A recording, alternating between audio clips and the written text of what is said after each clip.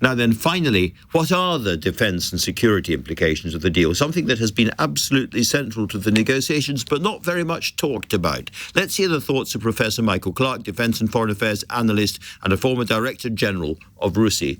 Thank you very much indeed, Professor, for joining me.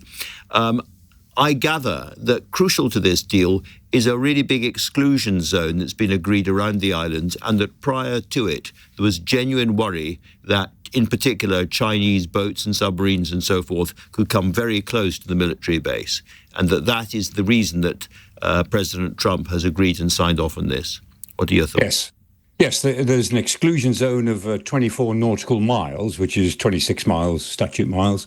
Well, that's a complete exclusion zone around the base, which is big enough to allow the base to operate all its electronic equipment and its satellite tracking and the seismic stuff that it does for the global community without interference. But there's also a part of the deal, at least on paper, is that there can be no development within any of the Chagos Islands. So that means about 100 nautical miles, about 110 statute miles around the base.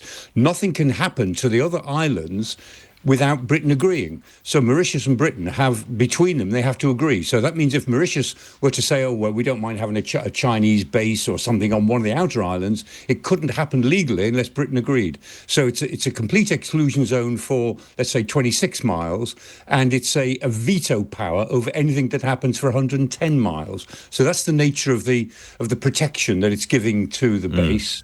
And they're paying 100 million a year for it. And that's why a lot of people say, oh, it was a 9.9 billion deal. Well, it is over 99 years. If you pay 100 million a year and over 90, by the year 21-24, we'll have paid 9.9 billion. But remember that the French are paying 85 million euros a year for Djibouti, which is a tiny base compared to Diego Garcia. So it's in the market of base rentals, 100 million a year is not too bad. It's pretty good. All right. A question from, as it were, the daft laddie listening who says, well, hold on a second, it's an awful long way away from us. Why are we paying any money to have a base so far away? What's it really doing to defend our interests around the world?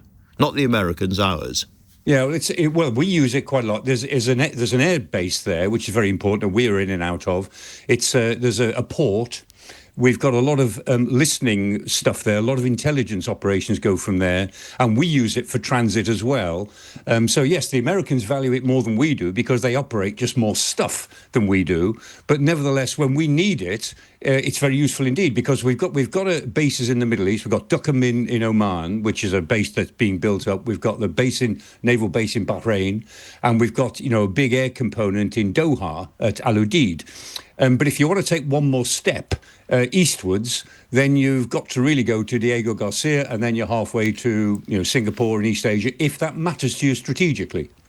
Well, final question is indeed on the strategy, because this is presumably at the epicenter, on the front line of this gigantic confrontation, really, between China and the West.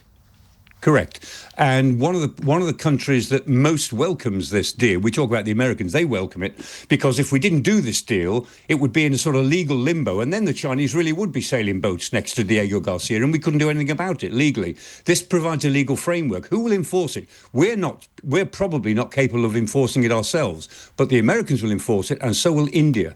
India is really keen on this deal for exactly the same reasons that we are, that it provides a legal framework that will keep China out of the area that most matters to us for a sensitive base. So with the United States and India behind this deal, then there's a reasonable chance, at least from a security perspective, that it will stick. Michael Clarke, I understand far more about the rationale behind this deal than I did 5 minutes ago. Thank you so much.